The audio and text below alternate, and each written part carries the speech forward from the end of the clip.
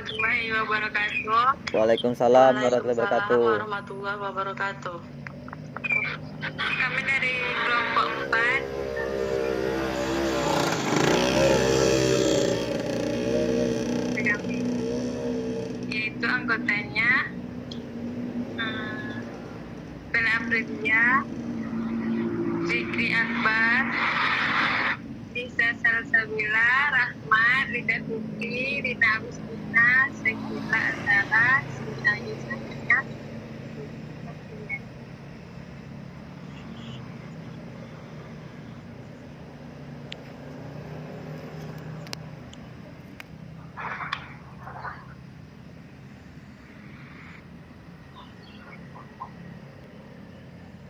A. Kebijakan dividen.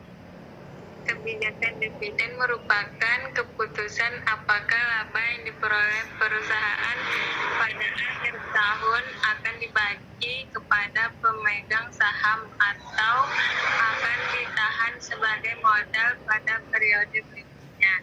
Dalam penelitian ini menggunakan proxy dividen payout yang merupakan perbandingan antara dividen per share dengan earning per share. Dividen per share, rumusan ini diperoleh dengan membagi jumlah dividen sebagai keuntungan yang dibagikan pada pemegang saham pada suatu periode dengan jumlah saham yang beredar berikut. Hasil pembagian antar laba bersih setelah pajak dengan jumlah saham yang beredar.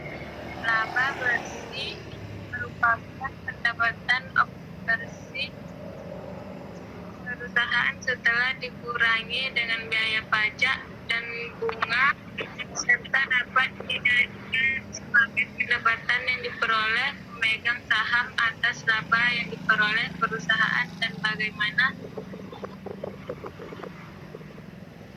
selanjutnya dilakukan oleh.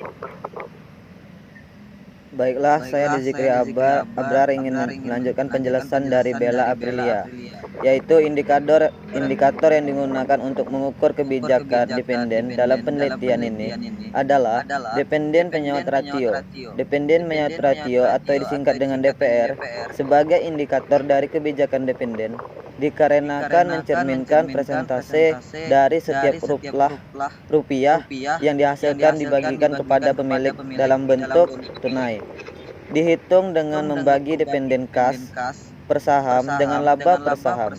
Dengan dependen penyaut rasio atau disingkat dengan DPR ini dapat diketahui apakah dependen yang ada dalam ke bidang usaha sejenis, kenaikan dependen dalam sejumlah kecil atau penurunan dependen yang dibayar oleh perusahaan pemberian sinyal yang buruk bagi pemegang saham, dan mengidentifikasikan bahwa perusahaan mengalami penurunan profit atau kerugian yang tentu akan menurunkan nilai perusahaan. Baiklah, selanjutnya akan dijelaskan oleh Lisa Salsabila. Kepada Lisa dipersilakan. Nilai perusahaan. Nilai perusahaan dapat mencerminkan nilai aset yang dimiliki perusahaan seperti surat berharga, indikator untuk mengukur nilai perusahaan yang digunakan, pengukuran dengan price to book value karena berkaitan dengan harga saham perusahaan rata-rata per bulan dengan nilai bukunya. Nilai buku sendiri diperoleh perbandingan antara ekuitas dengan jumlah saham beredar perusahaan dalam satu periode atau satu tahun. Ini membantu investor untuk membandingkan nilai pasar atau harga saham yang mereka bayar per saham dengan ukuran tradisional nilai suatu perusahaan. Perusahaan yang berjalan dengan baik umumnya memiliki rasio price book value di atas yang mencerminkan bahwa nilai pasar saham lebih besar dari nilai bukunya. Selanjutnya akan dilanjutkan oleh Rahmat.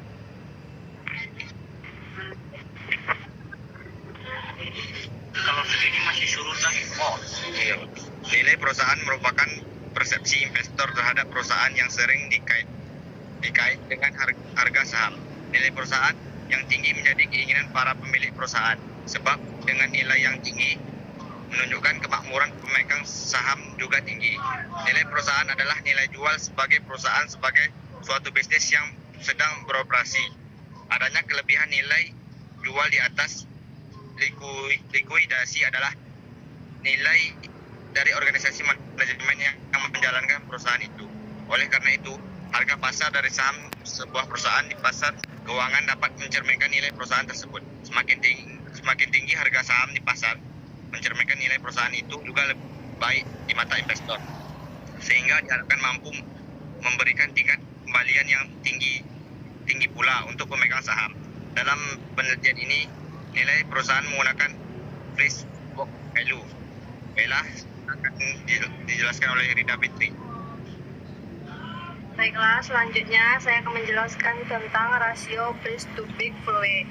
Ini dapat menunjukkan apa yang akan didapatkan oleh pemegang saham setelah perusahaan terjual dengan semuanya hutangnya telah dilunasi.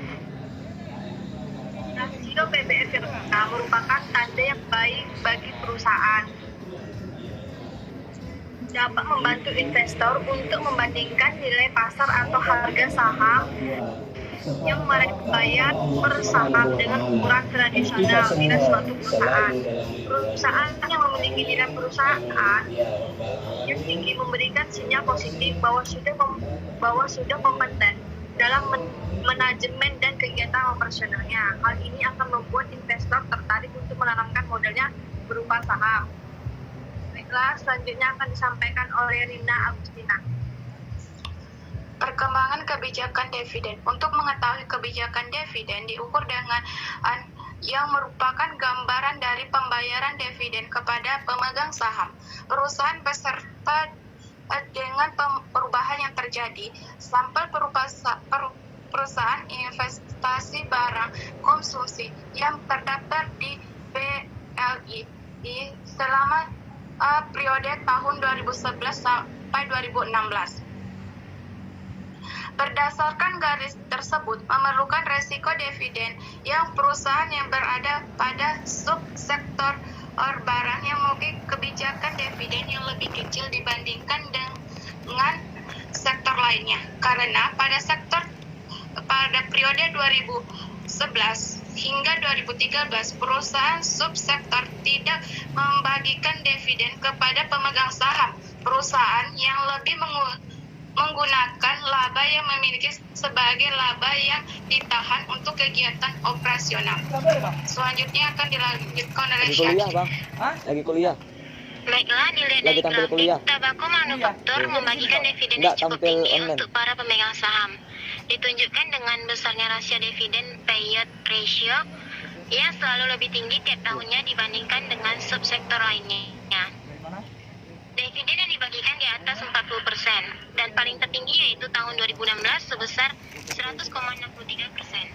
Perusahaan yang dimiliki rasio pembayaran dividen pada subsektor tembakau ada PT HM Sempurna. Dividen rata-rata selama 6 tahun terakhir yaitu di atas 90% dan diikuti oleh PT Gudang Garam dan berikutnya PT Wismila Inti Makmur. Kedua perusahaan ini membagikan dividen di atas 30%.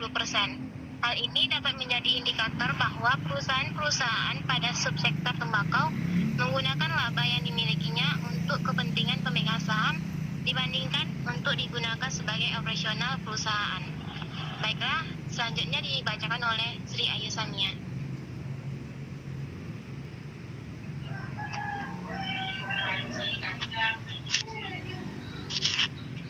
Baiklah, penjelasan selanjutnya perkembangan nilai perusahaan.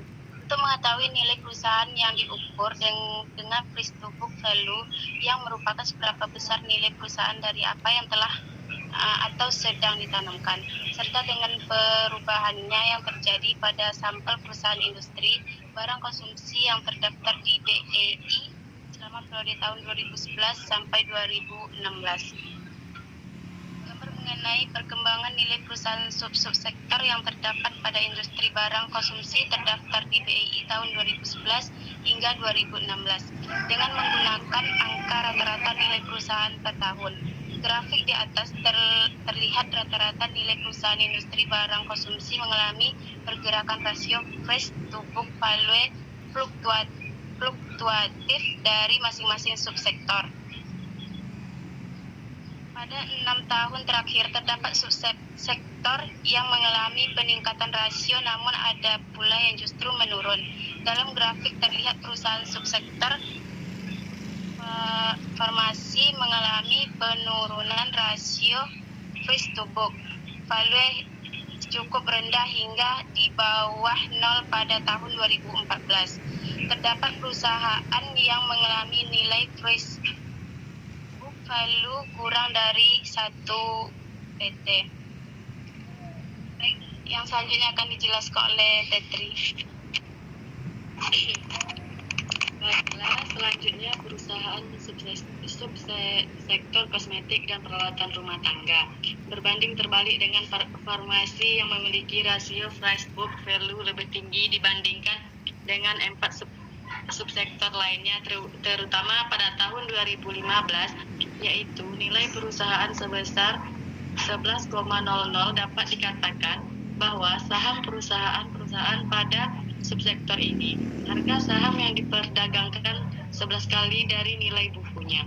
Produktivitas pada subsektor kosmetik dapat dikatakan mampu menunjang nilai perusahaan industri barang konsumsi dalam perekonomian Indonesia, khususnya tahun 2011 sampai 2015.